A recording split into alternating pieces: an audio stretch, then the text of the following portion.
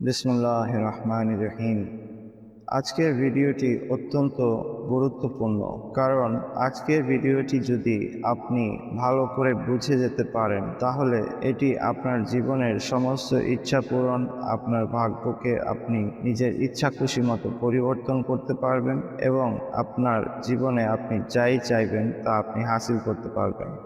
আল্লাহ পাক মানুষকে যে সমস্ত জ্ঞান, বুদ্ধি এবং ক্ষমতা দিয়েছেন তার মধ্যে সবচেয়ে বড় ক্ষমতা হলো মানুষের আন্ডারস্ট্যান্ডিং। এই আন্ডারস্ট্যান্ডিং বা বোঝার ক্ষমতার মাধ্যমে মানুষ বর্তমানে সমুদ্র শাসন করছে, মহাকাশ শাসন করছে, প্রকৃতিকে শাসন করছে এবং সমস্ত কিছুই তার নিজের নিয়ন্ত্রণে নিয়ে আসতে পেরেছে। তার রোগ শোক, তার সমস্যাগুলোকে সে সমাধান করতে পারছে। কেন? কারণ সে আন্ডারস্ট্যান্ডিংয়ের শক্তি দিয়ে, বোঝার ক্ষমতাকে কাজে লাগিয়ে আজকে এই সায়েন্সের মাধ্যমে তাকে পরিবর্তন করা শিখেছে। সায়েন্স আসলে কি? সায়েন্স বা বিজ্ঞান আসলে মূলত পিওর একটি আন্ডারস্ট্যান্ডিং। আপনি কোনো জিনিসকে করতে পারছেন না, কিন্তু আপনার পাশের জন সেই কাজটিকে সুন্দরভাবে করতে পারছে। এর অর্থ আপনি সেই জিনিসটিকে এখনো বুঝতে পারেননি। সেই কাজটিকে কিভাবে করতে হয়, সেই কাজটির আসলে স্বরূপটা কি, সে বিষয়ে আপনি এখনো অবহিত হতে পারেননি, তাই আপনি কাজটি করতে পারছেন না। আমাদের সমাজে অনেক ব্যবসায়ী আছেন, ব্যবসা করতে গিয়ে ফকির হয়ে যান। আবার অনেকেই আছে সেই ব্যবসা করতে গিয়ে কোটি কোটি টাকার মালিক হয়। এর পার্থক্য শুধুমাত্র বোঝার ক্ষমতার উপর। আর বোঝার ক্ষমতার জন্য আপনাকে জানতে হবে, সে বিষয়ে চিন্তা ভাবনা করতে হবে।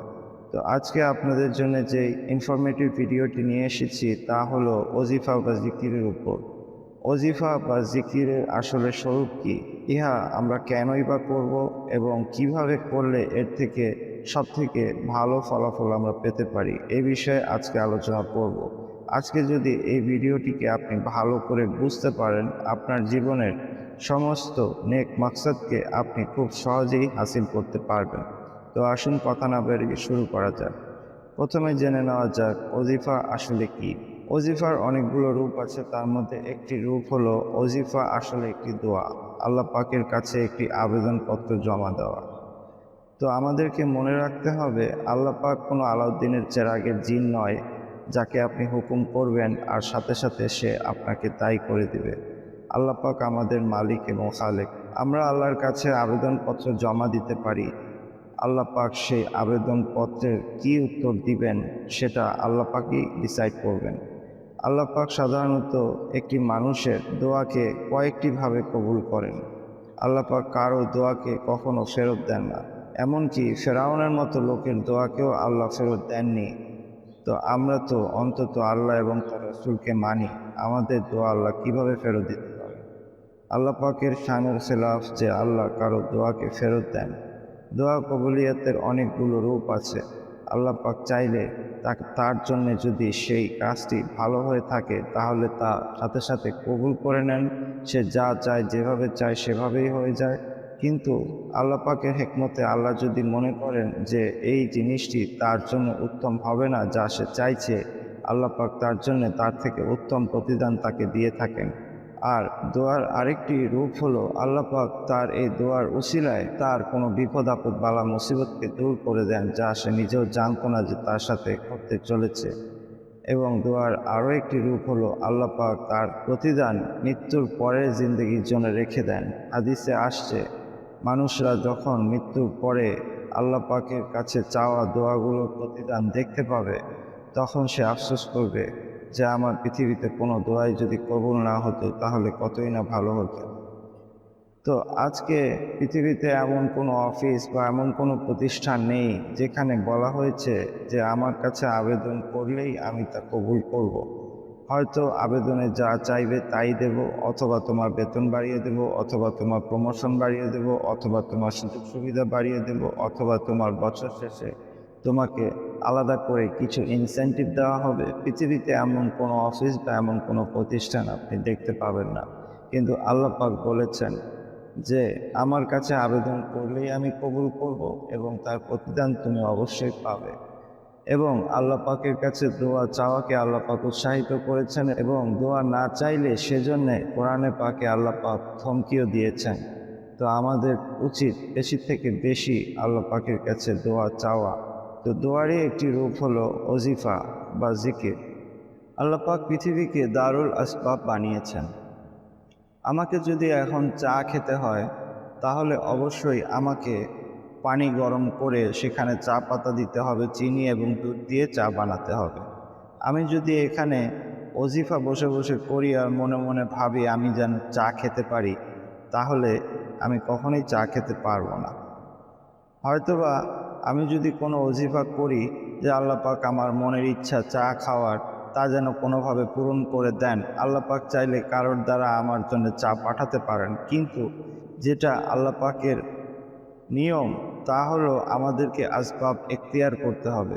অর্থাৎ আমি যদি বিয়ে না করে আল্লাহর কাছে সন্তানের জন্য ফরিয়াদ করতে থাকি, তাহলে সেই ফরিয়াদ কিভাবে কবুল হতে পারে?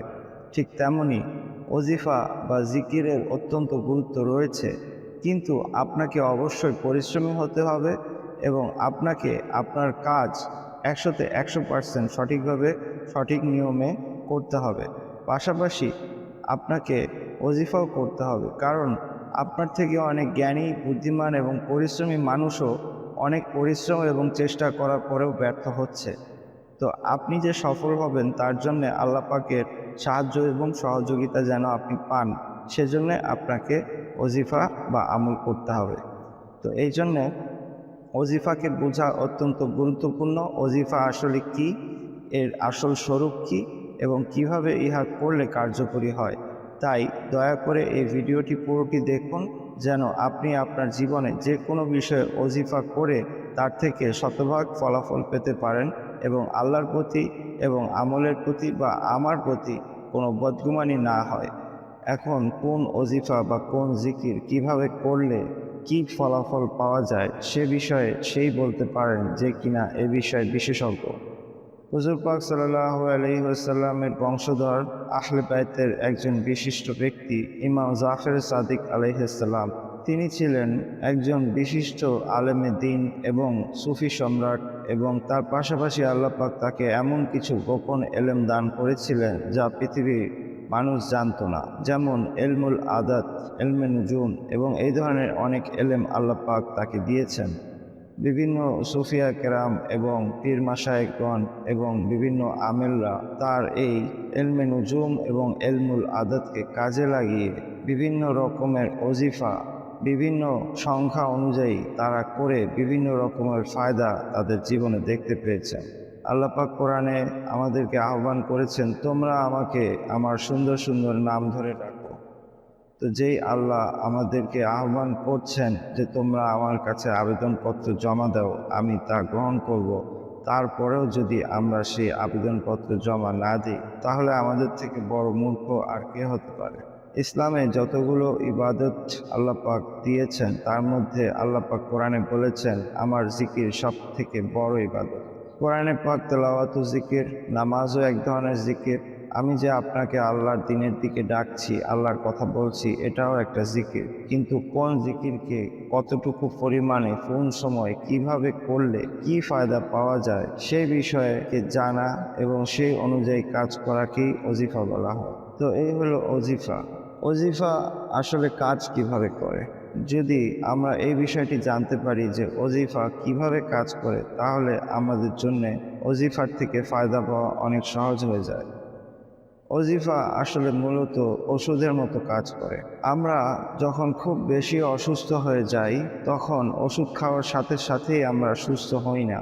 কিন্তু আমাদের অনেক মুসলমান ভাইয়েরা আছেন, ওজিফা করার সাথে সাথেই তারা ফল পেতে চান এবং ফল না পাওয়ার দরুন তারা সেই ওজিফা সম্পর্কে ভুল ধারণা পোষণ করেন এবং ওজিফাটিকে ছেড়ে দেন। ওজিফা আল্লাহ পাকের কালামের কোনো আয়াত অথবা আল্লাহ পাকের কোনো একটি পবিত্র নামের মাধ্যমে যে আমরা ওজিফাগুলো করি, সেই ওজিফাগুলোর মধ্যে যে নূর আছে, সেই নূরগুলো আমাদের কলবের উপর, আমাদের রুহের উপর পড়ে এবং আমাদের কলব এবং আমাদের রূহ গুনাহ করার দরুন এতটাই কুলসিত হয়ে যায় যে তার থেকে উজ্জ্বলতা প্রকাশ পায় না এবং আমাদের ওজিফা জিকিরের তাসিরগুলো সহজে জাহির হতে চায় না। প্রত্যেকটি শব্দের একটি বিশেষ তাসির রয়েছে।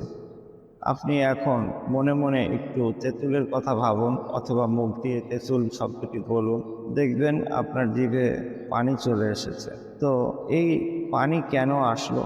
আপনি তেঁতুলের কথা ভেবেছেন তাই চলে আসছে। তো এই শব্দটি বলার কারণে আপনার মস্তিষ্কে তেঁতুলের একটি প্রতিচ্ছবি ভেসেছে এবং তা ভাসার কারণে আপনার স্মৃতিতে আপনি তেঁতুল খাওয়ার যে অভিজ্ঞতা তা মনে পড়েছে, আর সেই কারণে আপনার জিভে জল চলে এসেছে। তো এভাবে প্রত্যেকটি শব্দের একটি তাসির রয়েছে এবং আরবি ভাষার যে প্রত্যেকটি হরফ রয়েছে আলিফ বা তা সাদ, এই প্রত্যেকটি হরফের সাথে আল্লাহ পাক ছয়টি ফেরেশতা নিযুক্ত করে রেখেছেন।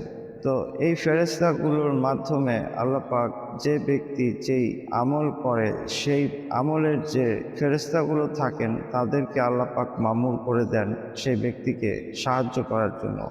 তো যা বলছিলাম, ওজিফা ওষুধের মতো কাজ করে। তো ওষুধ এমন একটি বিষয় যে আপনি একসাথে যদি ২-৩টা ডাক্তারের ওষুধ খান তাহলে কখনোই আপনি সুস্থ হবেন না, বরঞ্চ আপনি আরও বেশি অসুস্থ হয়ে যাবেন। ঠিক তেমনি যদি কোনো ব্যক্তি একই সাথে একই বিষয়ে ২-৩টি ওজিফা করে তাহলে তার কোনো ওজিফাই মূলত কার্যকর হবে না।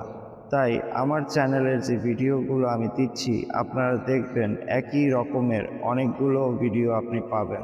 যেমন আর্থিকভাবে স্বাবলম্বী হওয়ার, কখনো কোনো কোরআনের আয়াত অথবা আল্লাহ পাকের কোনো নাম, এরকম একই ধরনের ফলাফল আপনি পাবেন এই আমলগুলো করলে। এই ধরনের বিভিন্ন আপনি আমল দেখতে পাবেন। তো আমি আপনাদেরকে অনুরোধ করে বলবো, প্রথমে আপনি আপনার জন্যে সঠিক আমলটিকে নির্বাচন করুন। সঠিক আমলটি নির্বাচন করার ক্ষেত্রে অবশ্যই আপনাকে আপনার লাইফস্টাইল, আপনি কিভাবে চলেন, আপনি কী ধরনের মানুষ, কোন ধরনের আমল আপনি বেশি থেকে বেশি সময় ধরে রাখতে পারবেন, কার আমল, কোন ব্যক্তির আমল আপনার কাছে বেশি গ্রহণযোগ্য, সে বিষয়টিকে আপনাকে মাথায় রেখে আমল করতে হবে। কারণ যে ব্যক্তিকে আপনি বিশ্বাস করেন না অথবা যার গ্রহণযোগ্যতা আপনার হৃদয়ে নেই, তার আমল করে আপনি কখনো উপকৃত হতে পারবেন না। কারণ আমল করার সাথে বিশ্বাসের একটি বিশাল গুরুত্ব রয়েছে, সে বিষয়ে আমরা সামনে আসছি ইনশাআল্লাহ। তো এখন যা বলছিলাম তা হলো, ওজিফা ঔষধের মতো কাজ করে, সুতরাং একসাথে ২-৩ জন ডাক্তারের ওষুধ খাওয়া যাবে না এবং পাশাপাশি ওষুধ যদি কাজ না করে তাহলে আমরা ডাক্তারের কাছে গিয়ে আবার দেখাই এবং তার থেকে ঔষধ পরিবর্তন করে নিই। অনেক ওজিফা অনেকের জন্য কার্যকরী হয় না, যদিও সে একজন ভালো মানুষ, কিন্তু সেই ওজিফাটি তার সিস্টেমের, তার আধ্যাত্মিক যে সিস্টেম আছে তার সাথে অ্যাডজাস্ট হয় না। তাই ওজিফাকে অনেক সময় পরিবর্তন করারও প্রয়োজন পড়ে। তো সেই ক্ষেত্রে অবশ্যই আমি বলবো যে যেই ব্যক্তি আপনার সম্পর্কে এবং ওজিফা জিকির আজকার সম্পর্কে খুব ভালো জানেন, তার থেকেই আপনি ওজিফা গ্রহণ করলে অথবা পরিবর্তন করলে আপনার জন্য তা ভালো হবে।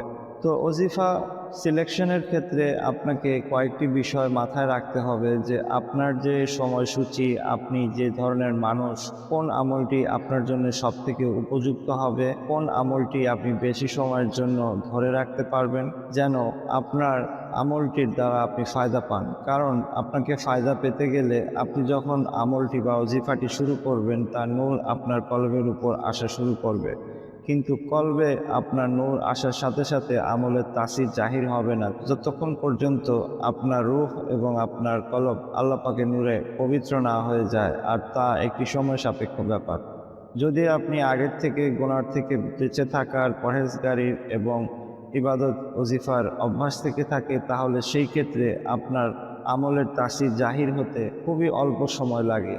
আমি আমার জীবনে আমার পরিচিত অনেককে দেখেছি যাদেরকে আমি আমলটি দিয়েছি, তাদের আমল হওয়ার কথা ছিল ৩ দিনের ভিতরে, কিন্তু সেই ব্যক্তির আমল প্রথম দিন থেকেই কার্যকরী হতে শুরু করেছে। এরকম অনেক মানুষ আমি পেয়েছি আমার জীবনে। কেন হয়েছে? কারণ সে ব্যক্তি হিসেবে ভালো ছিল পূর্বের থেকেই এবং সে গুনার থেকে বেঁচে থাকতো।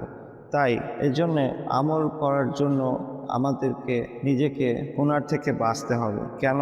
কারণ আমি আগেই বলেছি, আমল আসলে ওষুধের মতো কাজ করে। ধরে নিন আপনার ডায়াবেটিস হয়েছে, ডাক্তার আপনাকে ওষুধ দিয়েছে, ডাক্তার আপনাকে কিছু নির্দেশনা দিয়েছে, আপনি ওষুধ ঠিকই খাচ্ছেন কিন্তু আপনি নির্দেশনা মানছেন না। অর্থাৎ আপনি ওষুধও খাচ্ছেন আবার মিষ্টি জাতীয় জিনিসও খাচ্ছেন, যার দ্বারা আপনার রক্তে আবার সুগার লেভেল বেড়ে যাচ্ছে এবং আপনার ওষুধ কোনো কাজ করতে পারছে না সঠিকভাবে। তো এভাবে করে আমরা যদি ওজিফা আমলের থেকে ফায়দা পেতে চাই আর তার পাশাপাশি গুনাহের কাজে লিপ্ত থাকি, তাহলে সেই ওজিফার কার্যকারিতা ভালো থাকে না। সেই ওজিফার দ্বারা আমরা দ্রুত উপকৃত হতে পারি না। যেমন ধরুন, একটি বালতি পানি আছে, আপনি উপর থেকে অনেক জোরে পানি দিচ্ছেন, কিন্তু সে বালতির নিচ দিয়ে আবার তলাটা ছিদ্র আছে, যার দরুন সমস্ত পানি পড়ে যাচ্ছে। আর এভাবে করে আপনি সারাদিন চেষ্টা করলেও আপনি সেই বালতিটি ভরতে পারবেন না। তদ্রূপ আমরা যদি গুনার থেকে পরহেজ না করি, তাহলে ওজিফা কার্যকরী হয় না। এখন জানতে হবে যে কিভাবে কোন কোন গুনাহ থেকে বাঁচতে পারলে ওজিফা কার্যকরী হয়। আমি এখানে যে বিষয় নিয়ে আলোচনা করতে যাচ্ছি সে হলো পুরো ইসলাম কিভাবে আপনার জীবনে আসুক, আপনি পুরো দিনের উপর কিভাবে উঠে যান সে বিষয় নয়। আমাদের এখানে আলোচনার বিষয় হলো যে আমার আবেদনটি, আমার জিকিরটি, আমার ওজিফাটি আল্লাহর দরবারে আমি যা চাচ্ছি তা কিভাবে কবুল করিয়ে আমি নিতে পারি। তো মূলত দোয়া কবুলের জন্য 3টি প্রধান শর্ত আছে। আর সেই প্রধান 3টি শর্ত হলো: 1, আপনাকে অবশ্যই হালাল রিজিক খেতে হবে। নাম্বার 2, আপনাকে অবশ্যই 5 ওয়াক্ত নামাজ পড়তে হবে। তা যদি অন্তত আপনি ফরজ নামাজগুলো পড়েন তাও হবে, কিন্তু তা অবশ্যই আপনাকে নামাজের যে আউয়াল ওয়াক্ত আছে সেই ওয়াক্তে আপনাকে পড়তে হবে। আল্লাহ না করুক কখনো যদি কোনো কারণবশত আপনার নামাজ ছুটেও যায়, আপনাকে সেটা অবশ্যই কাজা করে নিতে হবে। আর নাম্বার 3 হলো, আপনার জবান দিয়ে আপনি সর্বদা সত্য কথা বলবেন। আপনি যে জবান দিয়ে আল্লাহ পাককে ডাকবেন অথবা আল্লাহ পাকের হাবিবের উপর দরুদ পড়বেন অথবা আল্লাহ পাকের কালামের কোনো একটি অংশকে পড়বেন, সেই জবান দিয়ে যদি আপনি আবার গুনাহ করেন, তাহলে দিয়ে আপনার জবান থেকে যে আমল আপনি করছেন তা অতটা ফলপ্রসূ বা কার্যকারী হবে না। যেমন ধরুন, আমি জায়নামাজ বিছিয়ে নামাজ পড়ছি কিন্তু আমার জায়নামাজটি নাপাক, তাহলে আমার নামাজটি কি হবে? হবে না। ঠিক তেমনি আমি যেই মাধ্যম দিয়ে আল্লাহকে ডাকছি সেই মাধ্যমের ভিতরে যদি সমস্যা থাকে, তাহলে আল্লাহ পাককে ডাকা আমার কবুল হবে না। এই 3টি অত্যন্ত সহজ কাজ করার মধ্যে দিয়ে একজন মানুষ তার দোয়াকে আল্লাহর দরবার থেকে কবুল করিয়ে নিতে পারে। বর্তমানে আমরা যে স্মার্টফোন অথবা কম্পিউটারে বিভিন্ন প্রোগ্রাম ইউজ করে থাকি, বিভিন্ন সফটওয়্যার ইউজ করে থাকি, বিভিন্ন অ্যাপস ইউজ করে থাকি, সেই অ্যাপসগুলো, সেই সফটওয়্যারগুলো যে সমস্ত প্রোগ্রামাররা বানিয়েছেন, সেই সমস্ত প্রোগ্রামারদের কিছু কোডিংয়ের মাধ্যমে, কিছু ল্যাঙ্গুয়েজ কোডিং আছে, সেই কোডিং বা ল্যাঙ্গুয়েজের মাধ্যমে তাদেরকে এই প্রোগ্রামটিকে তৈরি করতে হয়েছে। ঠিক তেমনি আল্লাহ পাকের এক একটি এসএম এই ইউনিভার্সের, এই পৃথিবীর, এই বিশ্ব ব্রহ্মাণ্ডের এক একটি কোডিংয়ের মতো। যখন আপনি ইলমুল আদাত অনুযায়ী যে কোনো আমলকে, অর্থাৎ আপনাকে যদি বলা হয় আপনাকে 100 বার পড়তে, আপনি যদি ঠিক 100 বারই সেই আমলটিকে প্রতিদিন যেভাবে বলা হচ্ছে সেভাবে করেন, এটা আপনার একটি কোডিংয়ের মতো এই ইউনিভার্সে ছড়িয়ে পড়ে এবং কম্পিউটার প্রোগ্রামিংয়ের মাধ্যমে যে উদ্দেশ্যকে হাসিল করার জন্য সেই প্রোগ্রামকে বানানো হয়েছে সেই উদ্দেশ্য হাসিল হয়। ঠিক তেমনি যেই উদ্দেশ্যে, যেই কোডিংয়ে যেই আমলটি করা হবে সেইভাবেই তার ফল পাওয়া যায়। আপনারা আমার ভিডিওর মধ্যে দেখতে পাবেন আল্লাহ পাকের কোনো নামকে আমি 99 বার পড়তে বলছি, কোনো নামকে 100 বার পড়তে বলছি, আবার কোনো নামকে 101 বার পড়তে বলছি। আপনার কাছে এটা হয়তো মাত্র একটি সংখ্যা, কিন্তু এই 99, 100 এবং 100 বারের মধ্যে বিশাল পার্থক্য রয়েছে। কারণ আমি যা উপলব্ধি করেছি এবং বুজুর্গানের দিন থেকে আমার ওস্তাদদের থেকে যা শিখেছি তা হলো 99 বার পড়ার মধ্যে সেই এসএমের ফেরেশতা আপনার উপর নাজিল হয় এবং 100 বার পড়ার মধ্যে দিয়ে সেই এসএমের ফেরেশতা বা সেই এসএমের মক্কেল আপনার শারীরিকভাবে আপনার আশেপাশে সবসময় উপস্থিত থাকে। আবার 101 বার পড়ার মধ্যে দিয়ে সেই এসএমের যে নূর আল্লাহ পাকের কাছে রয়েছে, সেই নূর আপনার রুহের উপর পড়ে এবং আপনার রূহ মুনাওয়ার হয়ে যায়। তো প্রত্যেকটি এই কোডিংয়ের একটি বিশেষত্ব রয়েছে। তাই যেই আমলকে, যেই কোডিংয়ে বলা হবে সেই আমলকে সেভাবে যদি আপনি এক্সিকিউট করতে পারেন, সেভাবে যদি আপনি করতে পারেন, তাহলেই আপনি তার কাঙ্ক্ষিত ফলাফল পেতে পারেন। আমরা কোনো অ্যাপস যখন মোবাইলে ইউজ করি তখন তার কিছু সেটিংস চেঞ্জ করে দিয়ে আমরা তার থেকে আলাদা রকমের ফায়দা পেতে পারি। ঠিক তেমনই আমরা যদি আমাদের লাইফস্টাইল, আমাদের চলাফেরার মধ্যে মিথ্যাকে বর্জন করি, টাইম মতো যদি আমরা নামাজ পড়ি এবং হালাল রিজিক ছাড়া হারামকে যদি আমরা বাদ দিয়ে যতটুকুই হালাল আমি পাই তার মধ্যে যদি সন্তুষ্ট থাকার অভ্যাস করে নিতে পারি, তাহলে আমার লাইফস্টাইল বা আমার সেটিংস চেঞ্জ হয়ে গেল। আর এর মধ্যে দিয়ে আমি আমার কাঙ্ক্ষিত উদ্দেশ্যকে আল্লাহ পাকের তরফ থেকে কবুল এবং মঞ্জুর করিয়ে নিতে পারব। তো এভাবে করে আসলে আমরা আমাদের ভাগ্যকে আমাদের ইচ্ছে অনুযায়ী পরিবর্তন করিয়ে নিতে পারি। তো আশা করি আমার দিনী ভাই ও বোনেরা বুঝতে পেরেছেন ওজিফা আসলে কি, ইহার বাস্তব স্বরূপ আসলে কি, ওজিফা করার নিয়মগুলো কি, ওজিফা করতে কি কি সতর্কতা অবলম্বন করা উচিত। এখন আসা যাক ওজিফা আমরা করব কিভাবে। ওজিফার ক্ষেত্রে আমি বলবো, একজন ব্যক্তিকে যদি কখনো বলা হয়ে থাকে যে আপনাকে 100 ফিট যদি আপনি জমিন খুঁড়েন তাহলে আপনি পানি পাবেন, তো সেই ব্যক্তি 10 জায়গায় 10 ফিট 10 ফিট করে খুঁড়ে বলছে যে আমি তো পানি পাচ্ছি না, তাহলে আমি বলবো সে একজন বোকা। কারণ তাকে বলা হয়েছে 100 ফিট মাটি খোঁড়ার কথা, আর 100 ফিট মাটি এক জায়গায় খুঁড়তে হবে, তাহলেই সে পানি পাবে। ঠিক তেমনি আমরা একটি উদ্দেশ্যের জন্য বিভিন্ন রকম ওজিফা করে থাকি এবং কোনোটার দ্বারাই উপকৃত হতে পারি না। তো এর পিছনের আসলে কারণ কি? এর পিছনের আসল কারণ হলো বিশ্বাসের অভাব। বিশ্বাস এতটা গুরুত্বপূর্ণ কেন? বিশ্বাস এতটা গুরুত্বপূর্ণ কেন তা যদি আমরা ধর্মীয় দৃষ্টিকোণ থেকে না দেখে সাইকোলজিক্যাল প্যারাডাইম থেকে দেখি, অর্থাৎ আমাদের যে মনস্তাত্ত্বিক যে বিষয় আছে তার ভিত্তিতে যদি দেখতে যাই, তখন আমরা জানতে পারবো বিভিন্ন সাইকোলজিস্ট বিলিভের উপর মানুষকে বিভিন্ন কথা বলেছেন। মানুষ যা বিশ্বাস করে সে সেরকমই চিন্তা করে, মানুষ যা চিন্তা করে সে সেরকমই কাজ করে, এবং মানুষ যেরকমই কাজ করে সে সেরকমই ফল পায়। তো এই জন্যে একজন মানুষকে তার বিশ্বাসকে ঠিক করাটা অত্যন্ত গুরুত্বপূর্ণ। সে যদি কোনো আমল সম্পর্কে পুরোপুরি বিশ্বাসী না হয় তাহলে সে সেই আমলকে ধরে রাখতে পারবে না। আর কোনো আমলকে যদি আপনি ধরে রাখতে না পারেন তাহলে সেই আমল থেকে আপনি ফায়দাও পাবেন না।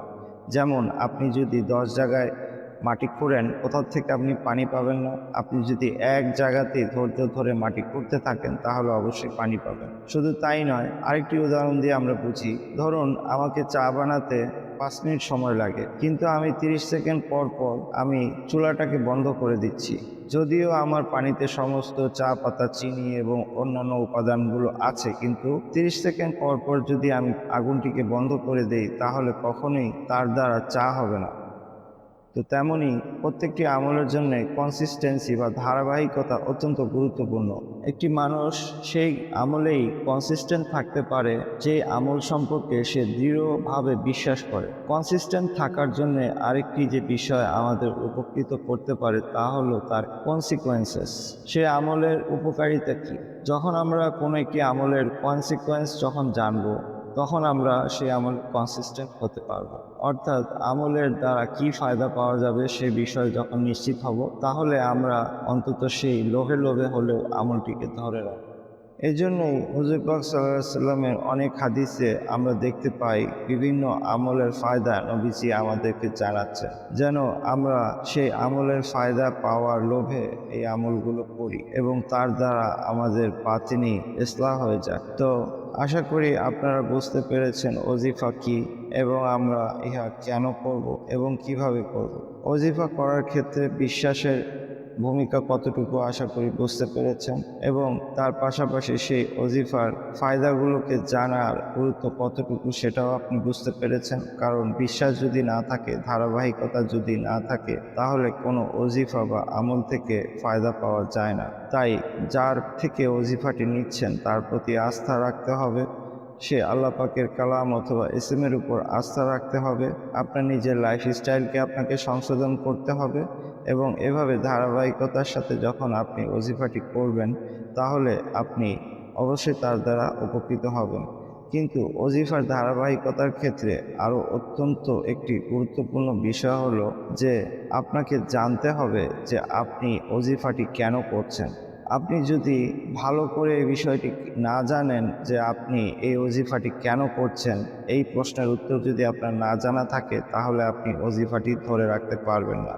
আপনাকে গভীরভাবে আপনার অনুভূতি এবং উপলব্ধির মধ্যে এটি স্পষ্ট থাকতে হবে যে আপনি ওজিফাটি কেন করছেন। যখন আপনি ওজিফাটি এভাবে করবেন, সেক্ষেত্রে আপনার ওজিফা আপনি ধরে রাখতে পারবেন। এবং ওজিফার থেকে ফায়দা নেওয়ার ক্ষেত্রে আপনাকে আরও অনেক বিশেষ কিছু জিনিসকে লক্ষ্য রাখতে হবে। যেমন ওজিফা যখন আপনি করতে বসবেন, সেই সময় আপনাকে বেশ কিছু বিষয় লক্ষ্য রাখতে হবে। আর সেগুলো হলো, আমরা জানি আমরা মানুষ, আমাদের মধ্যে তিনটি সত্তা বিদ্যমান।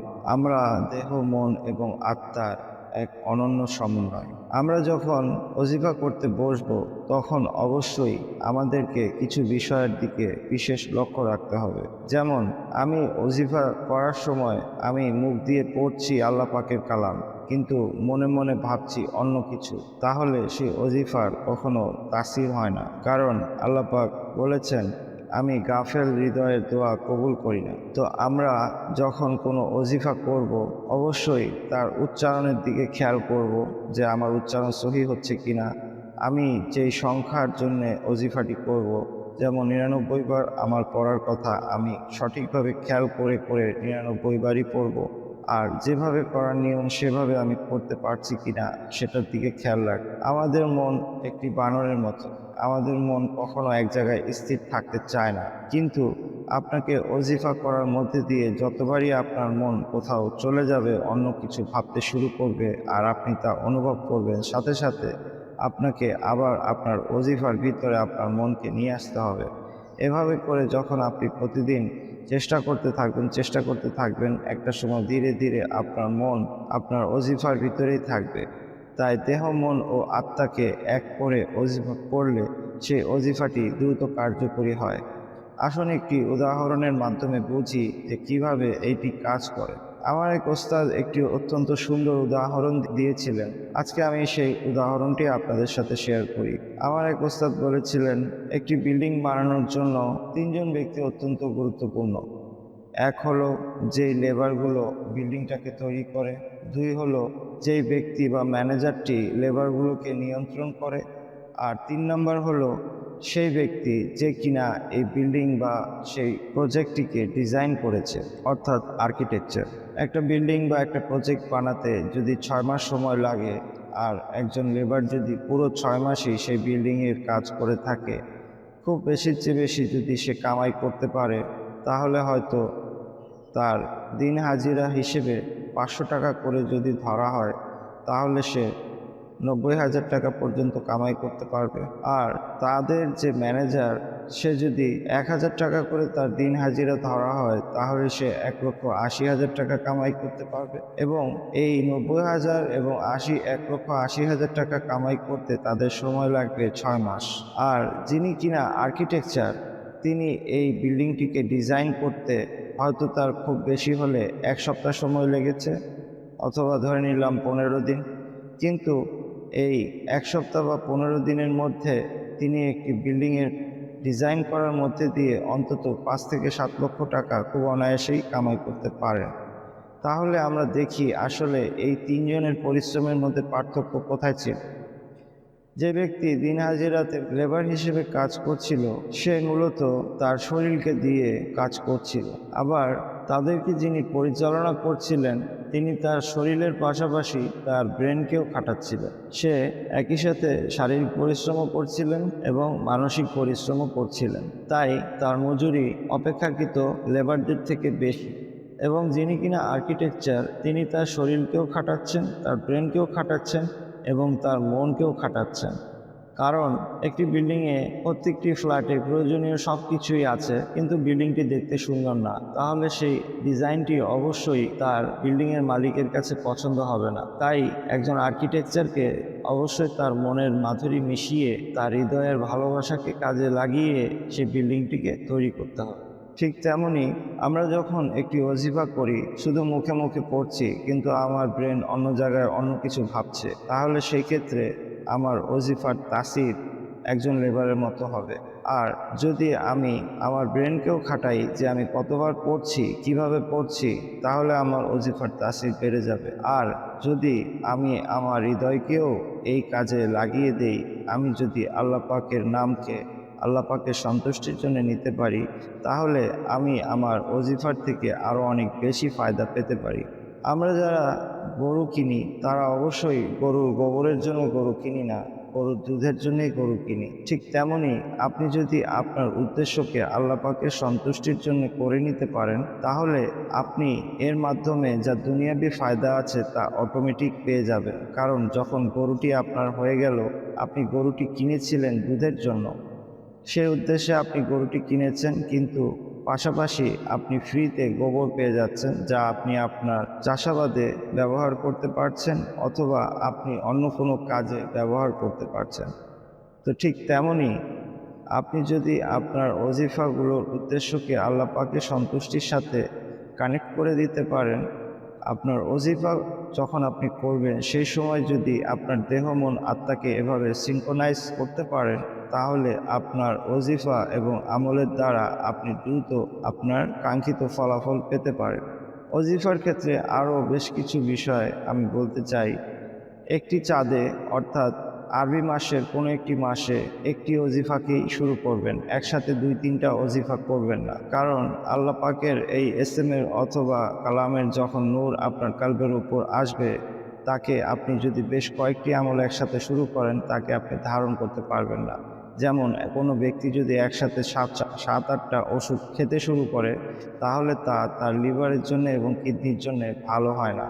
তো একটি চাঁদে একটি ওজিফাই করবেন। কখনো যদি ওজিফা করার কোনো কারণে আপনার থেকে কোনো একদিন ওজিফা আপনার থেকে বাদ পড়ে যায়, অথবা কোনো এক সময় নির্দিষ্ট সময় আপনাকে করার কথা ছিল কিন্তু সেই সময় আপনি ভুলে গিয়েছেন, তাহলে মনে পড়ার সাথে সাথে যদি করতে পারেন করে নেবেন। অথবা তার পরের দিন ওজিফাটি যদি 100 বার করার নিয়ম থাকে প্রতিদিন, তাহলে তার পরের দিন আপনি সেই আমলটিকে 200 বার করে দিবেন, ওজিফাকে কাজা করে দিবেন। এভাবে করে আপনি পরপর 2 দিন যদি আপনার কাজা হয়ে যায়, তৃতীয় দিন আর ওজিফার তাসির পাওয়া যায় না। তাই কখনো যদি কোনো পেরেশানি চলেও আসে, সেই ক্ষেত্রে আপনি 1 দিন অথবা 2 দিন ডিলে করতে পারেন, কিন্তু তার বেশি করলে সেই ওজিফাটি আর তার কার্যকারিতা ধরে থাকে না। আমাকে যারা চিনেন তারা অনেকেই জানেন যে আমার অন্যান্য পরিচয়ের সাথে আরেকটি পরিচয় আছে, যে আমি একজন কেমিস্ট। আল্লাহ পাক আমাকে মেডিসিন সম্পর্কে সামান্য কিছু জ্ঞান দিয়েছে। তো মেডিসিনের একটা অধ্যায়ের নাম হলো ফার্মাকোলজি, অর্থাৎ ঔষধ বা মেডিসিন মানুষের শরীরে কিভাবে কার্যকর হয়, কিভাবে ওষুধটি কাজ করে। ঠিক তেমনি ওজিফা কিভাবে কাজ করে সে বিষয়টি যখন আপনি জানতে পারবেন, তখন আপনার ওজিফা করার প্রতি হয়তো আগ্রহ বেড়ে যেতে পারে। আমরা যারা কোয়ান্টাম ফিজিক্স সম্পর্কে জানি, কোয়ান্টাম ফিজিক্স বলে অণুকে ভাঙলে পরমাণু এবং পরমাণুকে ভাঙলে কোয়ার্কস পাওয়া যায়, আর কোয়ার্কসের মধ্যে থাকে ওয়েভ, অর্থাৎ প্রত্যেকটি জিনিস একটি নির্দিষ্ট প্যাটার্নে ভাইব্রেট করছে।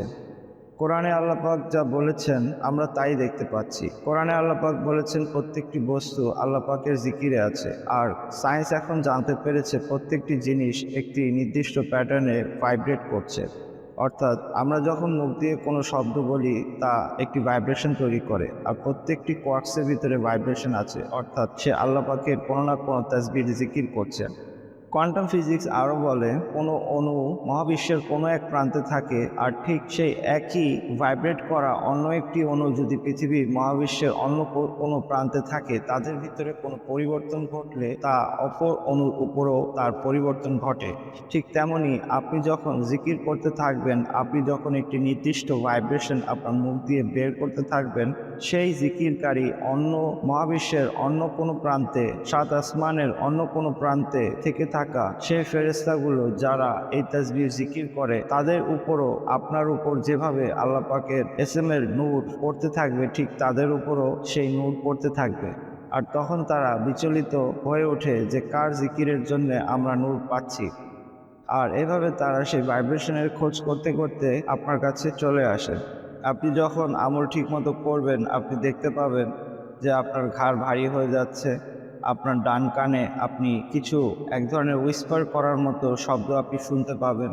এই ধরনের অনুভূতিগুলো তখনই হয় যখন আপনার আশেপাশে কোনো মক্কেলাত আসে, এবং কি আপনি যদি সঠিক নিয়মে আপনি আমল করতে পারেন, আপনি আপনার ঘরের ভিতর অনেক সুগন্ধ অনুভব করতে পারবেন। তারা কখনো কখনো স্বপ্নেও জাহির হয়, আবার কখনো কখনো ব্যক্তি বিশেষ হিসেবে বাস্তবেও জাহির হয়ে তার সাথে কথা বলে। তো তারা মূলত আপনার সংস্পর্শে তখনই আসবে যখন আপনার ইসম এবং তাদের ইসম মিলে যাবে এবং আপনার দরুন তাদের উপকার হবে। আর তারা আপনার সংস্পর্শে আসার পর তারা সবসময় চাইবে আপনাকে কিভাবে আপনার উপকার করা যায়। আমাদের মস্তিষ্কে যে চিন্তাগুলো তৈরি হয় সেই চিন্তাগুলোর একটি ওয়েব বা প্যাটার্ন থাকে, আর তারা সেই ইনটিউশনগুলোকে, সেই মক্কেলাতগুলো ধরতে পারে। তো তখন তারা সেই অনুযায়ী আপনাকে সহযোগিতা করার জন্য চেষ্টা করে, কারণ তারা বাতেনিভাবে আপনাকে সহযোগিতা করবে, প্রকাশ্যে জাহেরিভাবে আপনার সাথে সহযোগিতা করবে না। তাই তারা বাতেনের মাখলুক, বাতেনে থেকেই আপনাকে সহযোগিতা করার জন্য তাদের পক্ষে যা যা করা সম্ভব তারা তা করার জন্য চেষ্টা করে। আমরা জানি কোরআনে আল্লাহ পাক বলেছেন, আমি কোন বলেছি এবং সব হয়ে গেছে। ঠিক আল্লাহ পাকের জবান দিয়ে যে ভাইব্রেশন আল্লাহ তৈরি করেছেন কোন শব্দের, সেই ভাইব্রেশন থেকে মহাবিশ্বের সমস্ত ভাইব্রেশনের সৃষ্টি হয়েছে। বিজ্ঞানী আলবার্ট আইনস্টাইন একটি গুরুত্বপূর্ণ তথ্য দিয়েছে, যখন আমরা কোনো বস্তুর উপর ভালো করে লক্ষ্য করি তখন তার প্রকৃতি পরিবর্তন হয়ে যায়। সে একই সময় ওয়েভ আবার একই সময় বস্তু হয়ে যায়। তো আমরা যখন খুব ভালো করে ধ্যান খেয়ালের সাথে কোনো আমলের মধ্যে মনোযোগের সাথে আমল করি, তখন সেই আমলের তাসির পরিবর্তন হয়ে যায়, সেই আমল দ্রুত কার্যকরী হয়। আমার জীবনে আমি যতগুলো ওজিফা করেছি তার মধ্যে দুইটি জিনিসের মাধ্যমে আমি খুব বেশি দ্রুত আমলে উপকার পেয়েছি, আর তার এটি হলো ধ্যান খেয়ালের সাথে আমল করা, আর দ্বিতীয়ত হলো পরহেজগারি। পরহেজগারিকে যদি আমরা সহজ সরল ভাষায় বলি, তার অর্থ দাঁড়ায় ব্রেক লাগানো। আমি কোথায় গিয়ে নিজেকে আটকাবো, নিজেকে কন্ট্রোল করব, সেই বিষয়ে জানা, সেটাকেই বলে পরহেজগারি। 24 ঘন্টা জীবনে চলার পথে কোন কোন ক্ষেত্রে আমাকে নিজেকে নিয়ন্ত্রণ এবং সংশোধন করতে হবে, কোন কাজ থেকে আমাকে দূরে থাকতে হবে, কোন কাজের সুযোগ আমার সামনে চলে আসলে আমাকে সেই কাজ করা যাবে না, তাকেই পরহেজগারি বলে। আর এই পরহেজগারির শক্তি যোগায় হলো অন্তরের বিশ্বাস। আপনার বিলিভ যদি ঠিক থাকে, সাইকোলজিক্যাল স্কলার্সরা যা বলেছেন, আপনার বিলিভ আপনাকে শক্তি যোগায়। আপনার বিলিভ যখন আপনার সাবকনশিয়াস মাইন্ডে সেট হয়ে যায়, তখন তা সুপার কনশিয়াস মাইন্ডের সাথে কানেক্টেড হয়ে যায়, আর এভাবে করে আপনি যা করেন তার মধ্যে শক্তি তৈরি হয়। এই কথাটি অত্যন্ত সত্য। আপনি যদি কোনো ভুল জিনিসকেও বিশ্বাস করতে শুরু করেন এবং আপনি তা মনে প্রাণে বিশ্বাস করেন, তাহলে তাই আপনার জীবনে হয়ে যাবে। যেমনটি কিনা আল্লাহ পাক বলেছেন, আমার বান্দা আমার সম্পর্কে যেমন গুমান করবে, যেমন ধারণা পোষণ করবে, আমি তার সাথে তেমনই আচরণ করি। তাই আমল সম্পর্কে বিশ্বাস স্থাপন করতে হবে। আপনি সম্পূর্ণ বিশ্বাসের সাথে, একিনের সাথে, তাওয়াজ্জুর সাথে এবং ইস্তেকামতের সাথে, মানে নিয়মানুবর্তিতা, প্রতিদিন কন্টিনিউয়াসলি যদি আপনি আমলটি করতে থাকেন, তাহলে তার থেকে অবশ্যই অবশ্যই তাসির জাহির হবে ইনশাল্লাহ। কখনো কখনো আমলের তাসির জাহির হতে সময় লাগে। আমরা যদি কখনো কোনো অসুস্থতার জন্য কোনো ডাক্তারের কাছ থেকে ওষুধ নেই এবং তা যদি রোগীর সুস্থতার কারণ না হয়, তাহলে আমরা কিছুদিন পর আবার সেই ডাক্তারের কাছে যাই। তখন সেই ডাক্তার হয়তো সেই ওষুধটিকে পরিবর্তন করে দেন অথবা তার ডোজকে বাড়িয়ে দেন। ঠিক তেমনই আমরা যদি কোনো ওজিফা বা আমল থেকে দ্রুত এবং বেশি থেকে বেশি ফায়দা পেতে চাই, তাহলে সেই ওজিফাটিকে আমাদেরকে বাড়িয়ে দিতে হবে। যেমন আমি অনেক আমলে বলেছি, যদি দ্রুত ফায়দা পেতে চান বা অউজু অবস্থায় সারাদিন চলতে ফিরতে উঠতে বসতে আপনি সেই আমলটি করবেন। কিন্তু এর পাশাপাশি আরও কিছু বিষয় আছে যেগুলো করার মধ্যে দিয়ে আপনার আমলকে আপনি আরও দ্রুত আল্লাহর থেকে কবুলিয়ত করিয়ে নিতে পারেন। যেমন চলতে ফিরতে উঠতে বসতে আপনি যদি দুরূদ শরীফ পড়ার অভ্যাস করেন, তাহলে আপনার আমল দ্রুত কার্যকরী হয়। আসর থেকে মাগরিবের সময়ের ভিতর আল্লাহ পাকের একটি নাম আছে, ইয়া সাবির বা আল সাবির, আল সাবির। এটা যদি আপনি করতে থাকেন তাহলেও আমল দ্রুত কবুল হয়। কিন্তু এখানে একটি বিশেষ গুরুত্বপূর্ণ বিষয় আপনাদেরকে বলতে চাই, আপনি চলতে ফিরতে উঠতে বসতে যদি দুরূদ শরীফ পড়েন, তা আপনার ধ্বংসের কারণও হতে পারে। আর তার পিছনে কারণ হলো, আপনি চলতে ফিরতে উঠতে বসতে যদি এমন জায়গায় থাকেন যেখানে দুর্গন্ধ আছে, বা বাথরুমের পাশে বা এমন জায়গায় আপনি অবস্থান করেন যেখানে দুর্গন্ধ আছে, সেই জায়গায় যদি আপনি দুরূদ শরীফ পড়েন তাহলে আপনি ফেরেশতাদের তরফ থেকে আপনি বদদোয়া পেতে পারেন। তাই দুরূদ শরীফ পড়ার ক্ষেত্রে অবশ্যই সেরকম একটি দুর্গন্ধমুক্ত জায়গাতে আপনাকে থাকতে হবে, তাহলেই আপনি দুরূদ শরীফ পড়বেন, নয়তোবা আপনি দুরূদ শরীফ না পড়াটাই আপনার জন্য উত্তম হবে। কখনো কখনো আমলের তাসির জাহির হতে সময় লাগে। তার কারণ হতে পারে একটি পরিষ্কার পরিচ্ছন্ন কাপড়ে আতর দিলে তার থেকে অনেক সুগন্ধ বের হয়, কিন্তু একটি নোংরা কাপড়ে অনেক বেশি আতর দিলেও তার থেকে খুব বেশি সুগন্ধ বের হয় না। ঠিক তেমনি আমরা যারা আমাদের কলবকে গুনাহের মধ্যে দিয়ে কুলসিত করে ফেলেছি, সেই কলব থেকে আমলের তাসির জাহির হতে কখনো কখনো একটু সময় লাগে। কিন্তু আপনি যদি পরহেজগারি এখতিয়ার করেন আর যেই নির্দেশনাগুলো দেওয়া হলো সেই অনুযায়ী যদি আমল করতে পারেন, তাহলে ইনশাল্লাহ অবশ্যই খুব দ্রুত আপনার আমলের তাসির আপনি নিজ চোখে দেখতে পাবেন।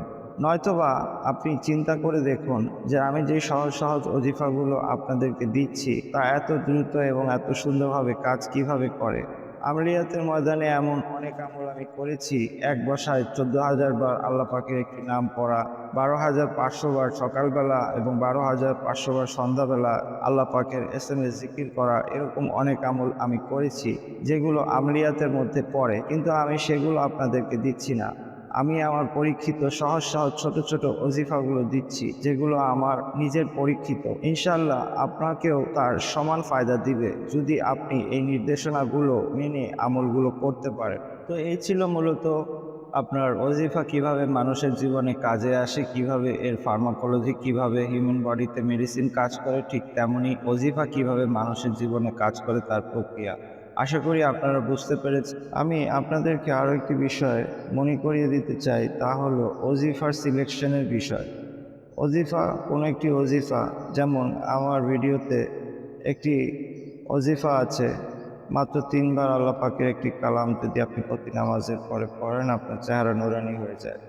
আবার সকালে ফজরের নামাজের পর আল্লাহ পাকের একটি নাম আছে ইয়া হামিদু, যা 3 বার পড়ার মধ্যে দিয়ে চেহারা নুরানি হয়ে যায় এবং পাশাপাশি আপনি যে কাজে হাত দিবেন তাও আপনি সফল হবেন, এবং এরকম বেশ কয়েকটি এর উপকারিতা রয়েছে। তো আপনাকে দেখতে হবে যে কোন আমলটি আমার সাথে যায়, কোন আমলটি আমার জন্য সহজেই আমি করতে পারি এবং কোন আমলটি করার মধ্যে দিয়ে আমি বেশ কিছু ফায়দা একসাথে পেতে পারি। তো এভাবে করে আপনারা যদি কোনো আমল করেন তাহলে সেই আমলটি আপনার জন্য কার্যকরী হবে। তাই আমি বলবো আপনারা আমাদের চ্যানেলের সাথে জুড়ে থাকুন। আপনি আপনার পছন্দের আমলগুলো বাছাই করুন এবং বাছাই করে আপনি সেই আমলগুলো আপনার জীবনে শুরু করুন এবং তার দ্বারা দুনিয়া আখিরাতের ফায়দা হাসিল করুন। এ বিষয়ে, আমলের বিষয়ে যদি আপনাদের কোনো প্রশ্ন থেকে থাকে অথবা কোনো বিশেষ ধরনের আমল যদি আপনারা জানতে চান তাহলে অবশ্যই বলতে পারেন। এবং ওজিফার থেকেও আরও উঁচু স্তরের আমলিয়াতের অনেক আমল আমার জীবনে আমি করেছি, কিন্তু আমি এই চ্যানেলে সেগুলো শেয়ার করতে চাই না, কারণ সেগুলো হয়তো অনেকের কাছে বোধগম্য নাও হতে পারে, আর সেই আমলগুলো করার জন্য অনেক কষ্টও হয়, অনেক হালাল জিনিসকেও আপনাকে ত্যাগ করতে হয়। তাই আমি সেই প্রসঙ্গে এখন যাচ্ছি না।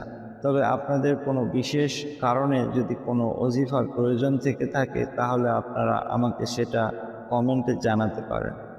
আমি অবশ্যই চেষ্টা করব আমার জীবনের 40 বছরের যে অভিজ্ঞতা আছে ওজিফার, অথবা আমার ওস্তাদের থেকে শেখানো যে অভিজ্ঞতা, অথবা আমি মানুষকে দিয়ে যে সমস্ত ওজিফাগুলো করিয়েছি তার থেকে যে অভিজ্ঞতা আমি পেয়েছি, সেই সমস্ত অভিজ্ঞতা মিলিয়ে আমি ভিডিও দেওয়ার চেষ্টা করব। আমার চ্যানেলে আমি কখনোই এমন ভিডিও পোস্ট করব না যার সম্পর্কে আমি নিশ্চিত নই যে আমলটি কার্যকরী কিনা। তো সুতরাং আপনারা আমাদের চ্যানেলের ভিডিওগুলো নিশ্চিন্তভাবে দেখতে পারেন এবং সেখান থেকে বাছাই করে আপনি একিনের সাথে সেই আমলকে যদি ধরে রাখতে পারেন এবং যেভাবে বলেছি সেভাবে যদি করতে পারেন, ইনশাল্লাহ আপনাদের আমল 100তে 100 ভাগ কবুল হবে। আমার জন্য দোয়ার দরখাস্ত। আসসালামু আলাইকুম ওয়া রাহমাতুল্লাহি ওয়া বারাকাতুহু।